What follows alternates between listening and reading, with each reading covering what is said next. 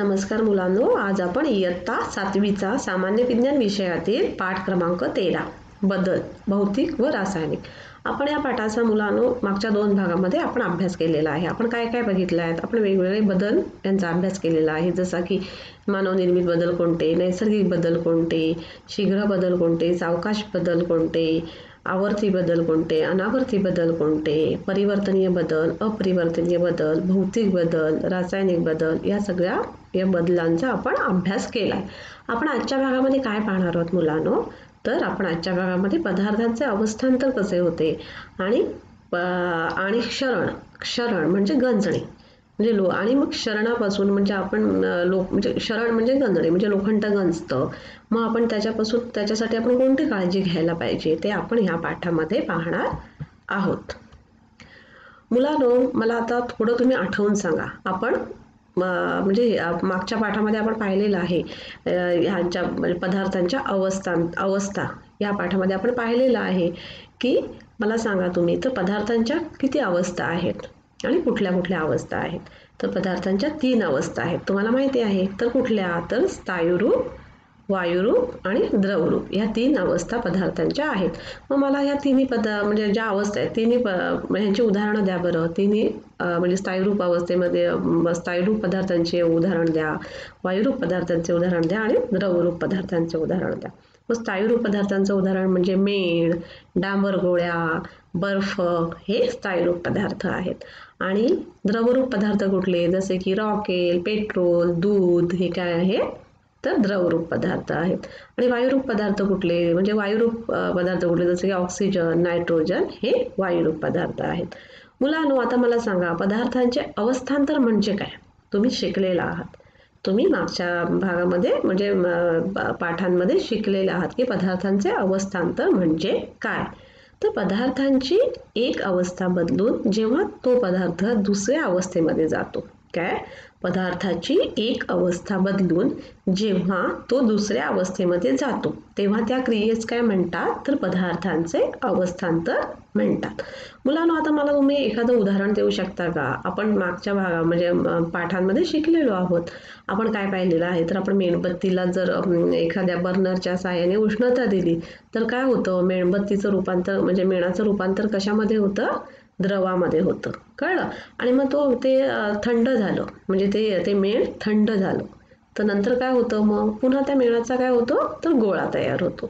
म्हणजे काय? पुन्हा ते स्थायू रूपामध्ये त्याचं स्थायू रूप म्हणजे ते स्थायू अवस्थेमध्ये जातं. म्हणजेच काय? ह्याला काय म्हणतात? तर मेणबत्तीचे अवस्थांतर. म्हणजे मेणबत्तीचे कसे स्थायू रूप दुसऱ्या पदार्थामध्ये म्हणजे द्रव पदार्थांमधून त्याचे स्थायूरूप पदार्थामध्ये अवस्थांतर होतं. म्हणजेच काय? तर पदार्थाची एक अवस्था बदलून जेव्हा तो दुसऱ्या अवस्थेत जातो तेव्हा त्या क्रियेस पदार्थाचे अवस्थांतर म्हणतात. मेणबत्तीला जर तुम्ही हे दिलं, उष्णता दिली तर काय होतं? ते द्रवरूप होते ना, द्रव होतं. आणि मग थोड्या वेळाने काय झालं? थंड झालं की काय होतं? ते मेणाचा पुन्हा गोळा तयार होतो. म्हणजे काय होतं? ते पुन्हा स्थायूरूप अवस्थेमध्ये जाते आणि ह्यालाच काय म्हणतात? तर अवस्थांतर असे म्हणतात. आता मुलांनो, मला तुम्ही सांगा, पदार्थांचे अवस्थांतर होताना कोणकोणत्या क्रिया होतात? माहिती आहे तुम्हाला? आपण त्या सगळ्या क्रिया शिकलेलो आहोत. कुठल्या कुठल्या क्रिया होतात सांगा बरं? जसे की उत्कलन, गोठण, आठवतंय का? लक्षात येतात हे शब्द तरी? की उत्कलन, गोठण, विलयन आणि संघनन या क्रिया होतात. आता आपण जे उदाहरण पाहिलं कुठलं? तर मेणबत्तीचं उदाहरण पाहिलं. जेव्हा मेणबत्तीची म्हणजे जेव्हा म्हणजे ती गोठते आणि वितळते म्हणजेच काय होतं? तिचं तर विलयन होतं. आणि जेव्हा आपण मेणबत्तीला उष्णता देतो तेव्हा काय होतं? तर ते उत्कलन होतं. काय होतं? तर उत्कलन होतं. आणि जेव्हा ती थंड होतं काय होतं? जेव्हा ती मेण थंड होतं तेव्हा काय होतं? तर ते संघनन होतं. काय होतं? संघनन होतं. असे पदार्थाचे अवस्थांतर होताना ह्या क्रिया होतात, जसे की उत्कलन, गोठण, विलयन आणि संघनन ह्या क्रिया होतात. मुलांनो, आता मला तुम्ही सांगा, एखाद्या वाटीमध्ये किंवा एखाद्या बाउलमध्ये तुम्ही पाणी घ्या आणि त्या पाण्याला उष्णता दिली किंवा पातेल्यामध्ये पाणी घ्या आणि पाण्याला आपण जेव्हा उष्णता देतो तेव्हा काय होतं रे? सांगा बरं. तर पाणी हळूहळू काय होतं? गरम होतं की नाही? आणि मग काय होतं? ते उकळू लागतं आणि म्हणजे काय होतं? त्याचं उत्कलन होतं. कळलं? काय होतं? त्याचं उत्कलन होतं.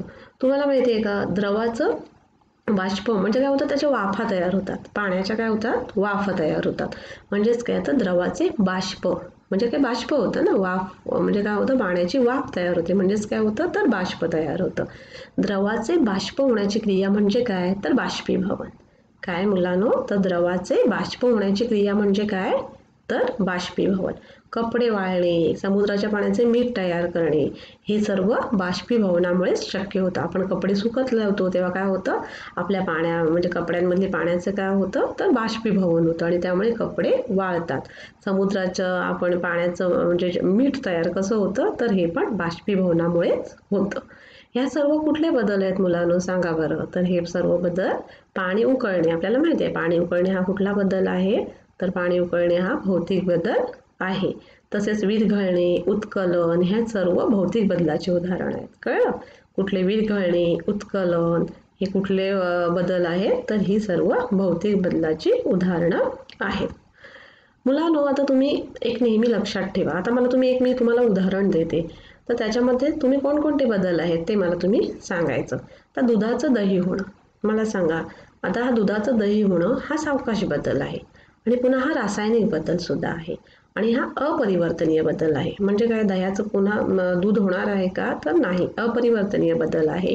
पुन्हा हा सावकाश होतो. दह्याचं दूध आपल्याला दूध आपण लगेच म्हणजे दही लावलं तर लगेच दही होत नाही, तर त्याला वेळ लागतो. म्हणजे हा बदल कसा आहे तर सावकाश आहे. आणि काय होतं तर दुधामध्ये रासायनिक प्रक्रिया होऊन काय होतं, त्याचं दह्यामध्ये रूपांतर होतं. म्हणजे हा रासायनिक बदल सुद्धा आहे.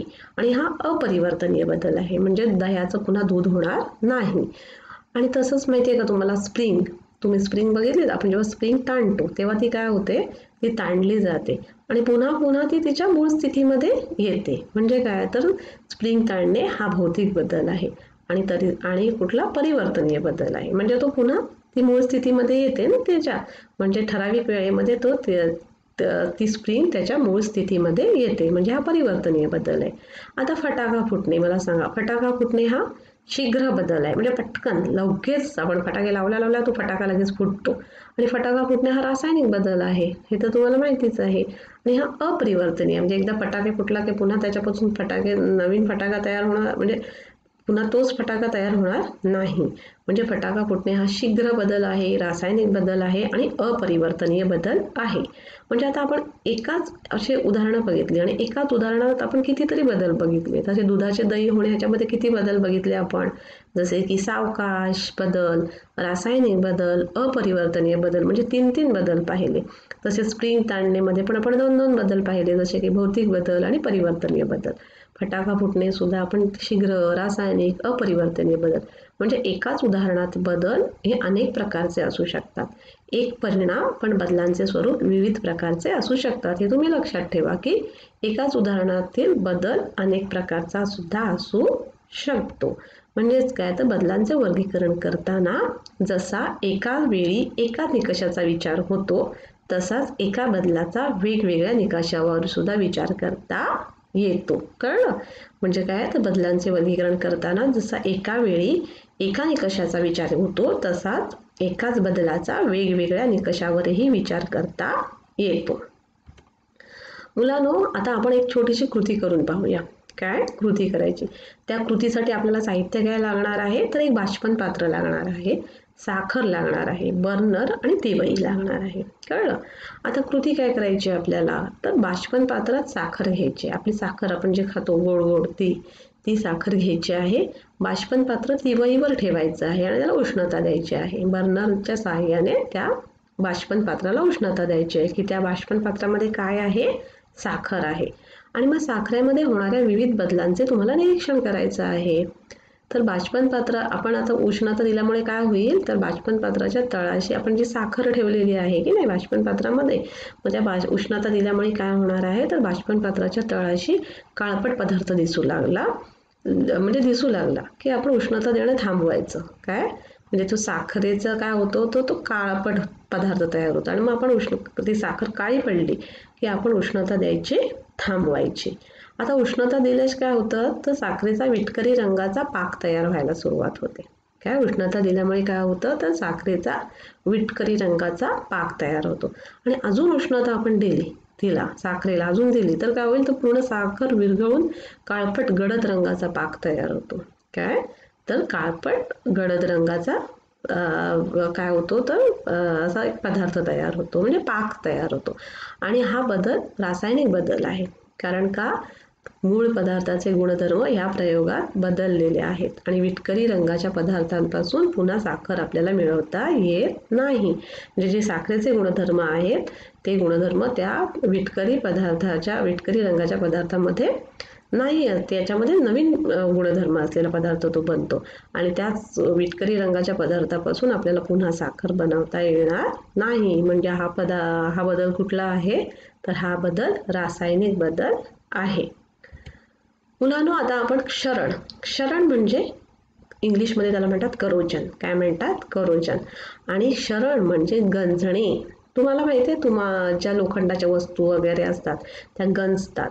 कधी पाहिलं तुम्ही? कधी तुमच्या घरी तांब्याचा हंडा वगैरे असतो माहिती आहे ना, मग त्याच्यावर अशा हिरवट रंगाचा असा काहीतरी थर दिसतो माहिती आहे ना. मग आपण तुमची आई काय करते ती चिंच किंवा कुठल्या आंबट वस्तूने काय करते चिंच किंवा लिंबू मीठ ह्याने ती घासते आणि मग ते स्वच्छ होतात की नाही. मग लोखंड गंजणे म्हणजे काय तर क्षरण. मग आता लोखंडाची वस्तू गंजते म्हणजेच काय तर त्यावर विटकरी रंगाचा थर साचतो. काय साचतो तर विटकरी रंगाचा थर साचतो. तर तांब्याच्या वस्तूवर हिरवट रंगाचा थर साचतो. या क्रियेस काय म्हणतात तर धातूचे क्षरण म्हणतात. क्षरण म्हणजे गंजणे आणि क्षरण म्हणजे इंग्लिशमध्ये त्याला काय म्हणतात तर करोजन. लोखंडाची वस्तू गंजते म्हणजे काय होतं तर त्यावर विटकरी रंगाचा थर साचतो. पाहिलं ना तुम्ही, गंजते एखादी वस्तू, तुमची सायकलचा वगैरे एखादा लोखंडाचा पार्ट असेल तर तो गंजलेला असतो, त्याच्यावर विटकरी रंगाचा थर साचतो आणि तांब्याच्या वस्तूवर हिरवट रंगाचा थर तयार होतो. या क्रियेस काय म्हणतात तर धातूचे क्षरण असे म्हणतात. क्षरणामुळे काय होतं तर आता एकदम गंजली वस्तू तर काय होतं माहिती आहे ना, वस्तू कमकुवत होते. म्हणजे वस्तू काय होते तर कमकुवत होते, ती म्हणजे मजबूतपणा राहत नाही तिला, ती गंजून जाते. मग अशासाठी काय करायचं तर मग त्या वस्तूंना, त्या धातूच्या वस्तूंना आपण कलर लावायचा. काय ना, कलर लावतो की नाही आपण. तर हवेतील ऑक्सिजन, आर्द्रता, रसायनांची वाफ यामुळे क्षरण होते. तर क्षरण कशामुळे होते तर हवेतील ऑक्सिजन असतो ना आपल्या हवेमध्ये, आर्द्रता, रसायनांची वाफ यामुळे काय होतं तर क्षरण होतं. मग आता क्षरण होऊ नये किंवा लोखंड गंजू नये मग त्याच्यासाठी आपण काय करायचं ते आपण आता पाहूया. तर क्षरण रोखण्यासाठी लोखंडी वस्तूवर काय करतात तर जस्ताचा पातळ लेप लावतात. काय लावतात तर जस्ताचा पातळ लेप लावतात. त्याला गॅल्व्हनायझेशन म्हणतात. काय म्हणतात तर गॅल्व्हनायझेशन म्हणतात.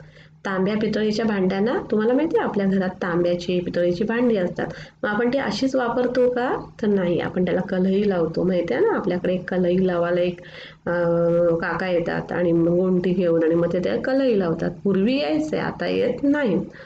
तांब्या पितळीच्या भांड्यांना कथिलाचा लेप देतात. त्यालाच काय म्हणतात कलही करणे असे आपण म्हणतो. काय म्हणतो कलही करणे. तंत्रज्ञान म्हणजे आताचं युग हे कसलं आहे तर तंत्रज्ञानाचं युग आहे. तंत्रज्ञानाच्या युगात पावडर कोटिंग सारखी नवीन पद्धती विकसित झालेली आहे. मुलांनो, कशी पद्धती विकसित झालेली आहे तर पावडर कोटिंग साठी. पावडर कोटिंगमध्ये विविध रंगछटा असणारे लेप लोखंड, ॲल्युमिनियम अशा विविध धातूंवर दिले जातात. त्यामुळे क्षरण होत नाही. तुम्हाला माहिती आहे का, लाकडाचे सुद्धा क्षरण होते. लाकूड हे सेंद्रिय आहे आणि मग त्याच्यामुळे लाकडावर काय होते बुरशी येते आणि मग त्यामुळे आपण लाकूड नेहमी पॉलिश करतो आणि ते तशी बुरशी न येण्यासाठी किंवा लाकडाचे क्षरण रोखण्यासाठी आपण लाकडाला काय करतो पॉलिश करतो. मग कळलं, क्षरण रोखण्यासाठी आपण काय करतो तर क्षरण रोखण्यासाठी लोखंडी वस्तूवर जस्ताचा पातळ लेप लावतात. त्याला गॅल्व्हनायझेशन असे म्हणतात. तांब्या पितळीच्या भांड्यांना कथिलाचा लेप लावतात. त्याला कलही असे म्हणतात. कळलं, जस्ताचा लेप लावतात लोखंडाला, त्याला काय म्हणतात गॅल्व्हनायझेशन. आणि कथिलाचा लेप देतात तांब्या पितळीच्या भांड्यांना, त्याला काय म्हणतात कलही करणे असे म्हणतात. आत्ताच्या युगामध्ये काय करतात कोटिंग, विविध छटा असणारे लेप लोखंड, ॲल्युमिनियम अशा विविध धातूंवर दिले जाते. यामुळे क्षरण होत नाही. क्षरण म्हणजे काय कळलं तर लोखंडावर कसा विटकरी रंगाचा थर जमा होतो त्याला काय म्हणतात. आणि तांब्या पितळीच्या भांड्यांवर पण असं हिरवट रंगाचा थर जमा होतो, त्याला काय म्हणतात, तर धातूचे क्षरण होणे. आणि मग क्षरण रोखण्यासाठी काय करतात, तर लोखंडी वस्तूंवर जस्ताचा लेप लावतात आणि तांब्या पितळीच्या भांड्यांवर कसला, तर कथिलाचा लेप लावतात, त्याला काय म्हणतात, कलई करणे. आणि त्या जस्ताचा लेप लावतात लोखंडाच्या वस्तूंवर, त्याला काय म्हणतात, तर गल्वनायझेशन असे म्हणतात. कळलं तुम्हाला क्षरण म्हणजे काय? तर मुलांना आपण आज काय पाहिलं, तर आज आपण क्षरण म्हणजे काय, तर क्षरण म्हणजे काय, तर आपल्या लोखंडी वस्तू असतात, त्या लोखंडी वस्तूवर कसा, तर तपकिरी म्हणजे असा विटकरी रंगाचा एक थर असतो, किंवा तांब्या पितळीची आपल्या घरामध्ये जी भांडी असतात त्यांच्यावर सुद्धा हिरवट रंगाचा एक थर असतो, त्याला काय म्हणतात, धातूचे क्षरण म्हणतात. हे क्षरण कशामुळे होतं, तर हवेतील आर्द्रता, रसायनांची वाफ आणि ऑक्सिजन यांच्यामुळे क्षरण होतं. मग ते धातूचे आपले लोखंडाचे क्षरण म्हणजे त्याच्यापासून म्हणजे संरक्षण करण्यासाठी काय करतात, तर धातूंना जस्ताचा लेप लावतात, म्हणजे लोखंडी वस्तूंना, त्याला गल्वनायझेशन म्हणतात. आणि तांब्या पितळीच्या भांड्यांना आपण कलही करतो ना, कथिलाचा लेप देतो. त्याच्यामुळे काय होतं, आजकाल काय करतात, पण आजकाल कोटिंग वापरतात. आपण या एकूण पाठामध्ये काय पाहिलं, तर वेगवेगळे बदल पाहिले, जसे की मानवनिर्मित बदल, नैसर्गिक बदल, पुन्हा शीघ्र बदल, सावकाश बदल, आवर्ती अनावर्ती बदल, उपयुक्त बदल, हानिकारक बदल, भौतिक बदल, रासायनिक बदल, या वेगवेगळ्या आपल्या सभोवताली म्हणजे सभोवताली घडणारे जे बदल आहेत त्यांच्याबद्दल आपण ह्या पाठामध्ये आपण माहिती घेतली. धन्यवाद.